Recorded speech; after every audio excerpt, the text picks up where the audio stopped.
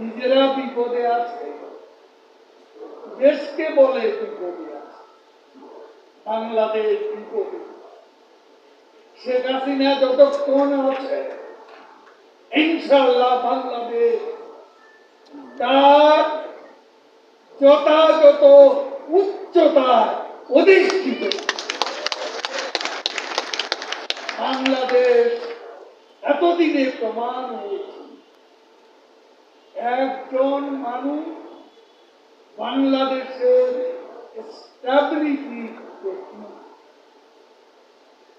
আমাদের স্ট্যাবিলিটি আজকে বাংলাদেশের নিরাপত্তা